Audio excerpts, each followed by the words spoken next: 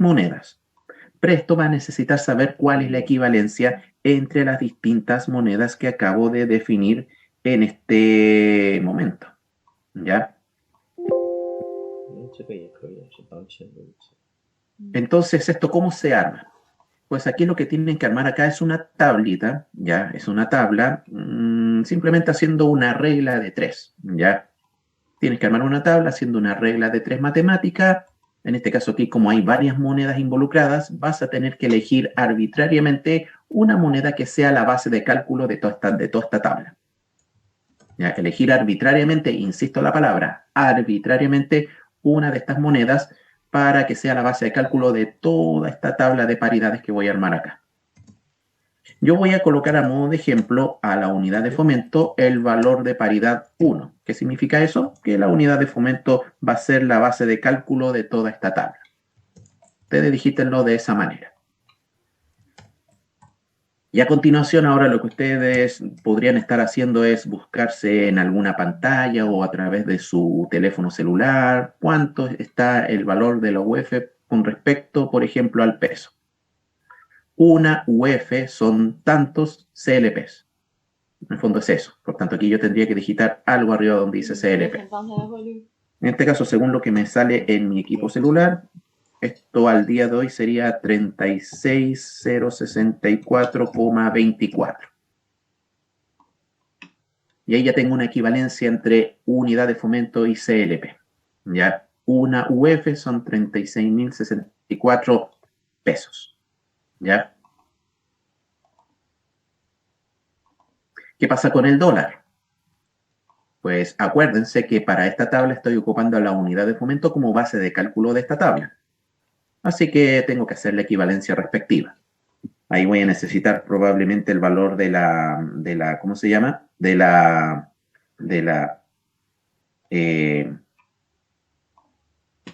paridad del dólar. Según lo que me sale en mi equipo, dice que hasta este momento está en 7.86 aproximadamente. Entonces tengo que hacer la proporción. Una UF son tantos dólares. Una UF son tantos dólares. Por tanto, aquí sí que me voy a tener que ayudar con una calculadora externa probablemente. Y veamos cuánto es una UF con respecto a dólar. Sería algo así como 36.064,24 dividido por 7.86. Eso debería dar aproximadamente 45,88 dólares hasta este momento. Entonces ese valor es el que yo voy a colocar aquí directamente digitándolo en esta celda. 45,88. Ahí estaría. ¿Ya? Hay una columna deep fecha que es para colocar la fecha asociada a la paridad. Les recomiendo que coloquen la fecha para que uno sepa cuál es la data o la antigüedad de la paridad que uno ha colocado en este recuadro. Con el botón, siempre en la celda de presto hay un botón de 3 puntos, así que eso te va a mostrar siempre algún cuadro de diálogo, un cuadro de sugerencia. Y en este caso voy a colocar que la paridad es de hoy día viernes 9. Ambas paridades en este caso. Atentos, espero que los que estén siguiendo o haciendo estos pasos tengan más o menos relleno esta tabla de esta manera. Recuerden que este es el paso 1. Son 2 pasos para el tema de la divisa. Todavía estamos en el paso 1. Y también hay una cosa que quiero aclarar porque lo noto mucho a nivel de soporte, este malentendido. Sí, malentendido. Siempre hay gente que piensa que la moneda que estoy ocupando como base de cálculo es porque necesariamente esta va a ser la moneda principal de la obra, la que tengo que definir ahora en datos. Y eso es falso. No es cierto eso. Que uno coloque una moneda como la base de cálculo no significa que yo le estoy indicando al presto con eso que la moneda oficial de la obra va a ser, en este caso, unidad de fomento. No. La moneda oficial de la obra podría ser cualquiera de estas 3. Es la que tengo que colocar ahí en la sección datos, en la variable divisa que todavía está en blanco. Cualquiera de esas 3 podría ser la moneda consolidada de la obra, si quieren llamarlo de esa manera. ¿Ya?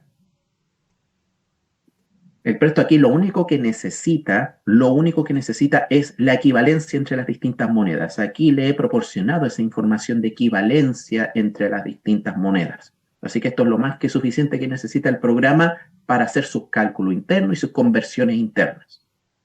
Pero insisto, cualquiera de esas tres monedas puede ser la moneda predeterminada de la obra y de los informes.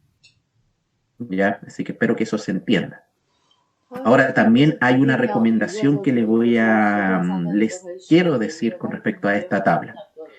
Hay gente que justamente cuando arma esta tabla de paridades, perfectamente hay gente que me dice que ellos arman la tabla de paridad colocando el valor 1 al peso.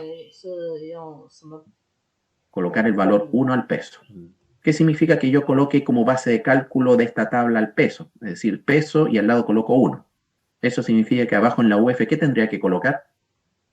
Me imagino que tendríamos que decirle ahí con una calculadora externa que un peso es 36.064,24. O sea, eso a nivel de conversión sería un número que tiene 4 ceros y recién las cifras significativas van en el quinto decimal.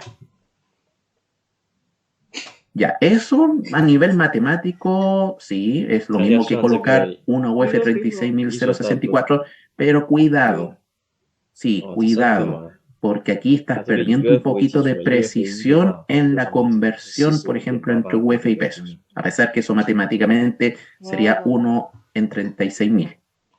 No les recomiendo que coloquen paridades con una instancia, no sé, que tenga demasiados ceros antes de que aparezcan las cifras significativas. Hay un tema justamente con el tema de las cifras significativas, un efecto de calculadora, por decirlo de una manera, que podría hacer que ligeramente se te empiece un poquito a deformar el cálculo, por ejemplo, cuando estés convirtiendo un presupuesto en pesos hacia unidad de fomento. ¿Ya? Lo recomiendo porque yo al menos lo he visto, llevo casi 14 años ocupando presto y sé que podría colocar la divisa de una manera u otra. Es más exacto colocarlo de esta manera que la otra, porque en la otra tú vas a omitir necesariamente muchos decimales, pierdes precisión en el cálculo, en la conversión. ¿Ya?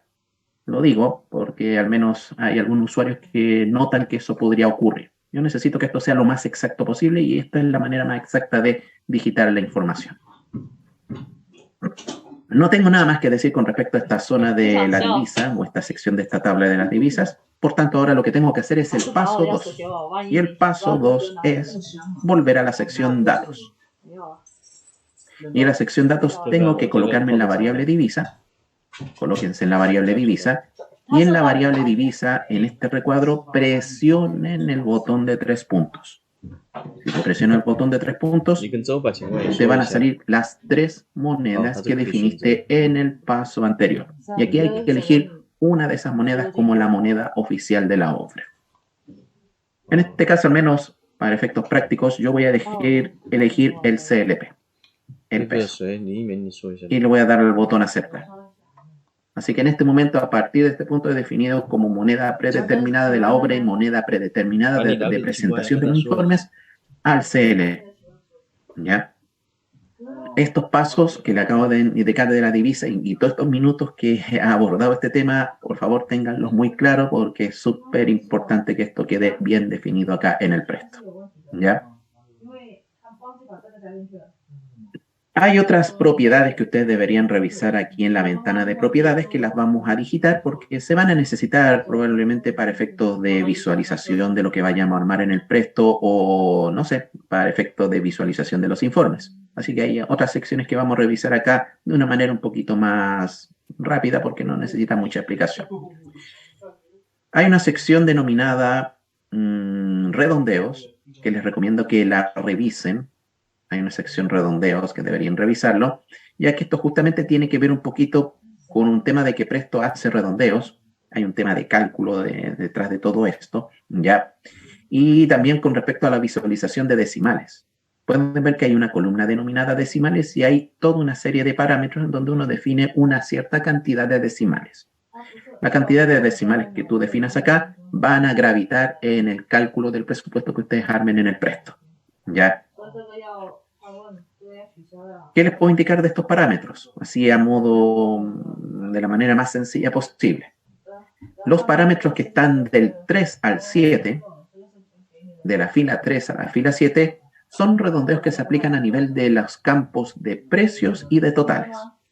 Todavía no les he mostrado qué campos son de precios y qué campos son de totales, pero quédense con esa idea mientras tanto.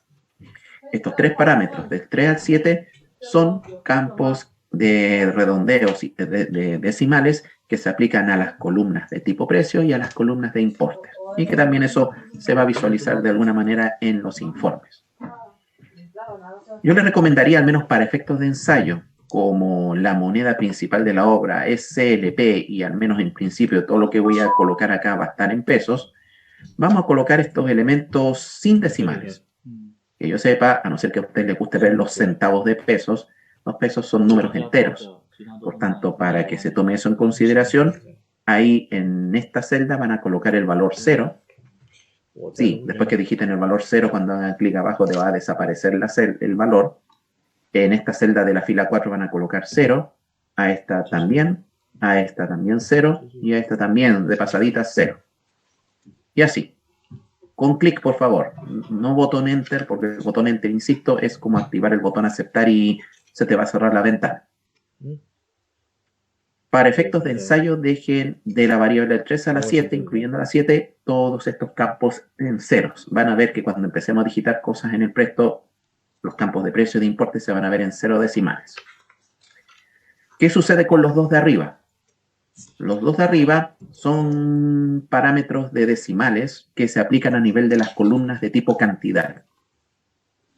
Las columnas donde uno digita la cantidad, por ejemplo, de un recurso, donde se va a visualizar la cantidad de una partida, la visualización de decimales de esas celdas están mediadas por estos dos parámetros. Redondeo de cantidades. Si se fijan, ambos hablan de redondeo de cantidades. Para efectos prácticos, ustedes me van a dejar estos valores tal cual como están. No quiero que los varíen. Ahí ustedes después van a anotar por su propia cuenta en qué celda de cantidad van a aparecer 2 decimales y en cuáles celdas eventualmente las cantidades van a figurar en 3 decimales. ¿Ya? Vamos a dejar estos parámetros puestos de manera predeterminada para este ensayo, en redondeos. Quiero que revisen la sección cálculo, ¿ya? Quiero que revisen la sección cálculo, ya que en la sección cálculo aparece una instancia con respecto a unos cálculos que se realizan solo a nivel de los informes y que no se aplican a nivel de lo que ustedes armen aquí en pantalla. Resulta que los informes, ustedes lo van a notar después en unos minutos más, cuando uno saca unos informes, el informe, ¿qué te va a presentar? Suele presentarte, no sé, si elijo un informe de presentación del itemizado, ese informe que te va a presentar puede ser el total del presupuesto. Pero normalmente los informes pueden que aparezcan unos cálculos adicionales porque te van a solicitar que salgan esos cálculos como adicionales. Por ejemplo, que te calcule el porcentaje de gastos generales, el porcentaje de utilidades o un porcentaje de imprevistos o que salga impreso el porcentaje de IVA. Esos porcentajes que acabo de mencionar solamente van a salir calculados a nivel de informe y bueno, los informes necesitan que en algún parámetro yo ingrese esos datitos para que el informe te lo calcule. Pues hay dos parámetros en este lugar que van a salir impresos en los informes. Y esos dos parámetros son estas dos celdas que estoy marcando ahí en pantalla. Hay un parámetro denominado porcentaje de beneficio industrial y otro denominado porcentaje de gastos generales. Quizá el número 3 cae por su propio peso lo que está señalando ahí. Si yo digito un valor en esta celda del campo valor, ahí en el informe se va a calcular una línea que va a decir porcentaje de gastos generales y va a salir eso impreso a nivel de informe. Este de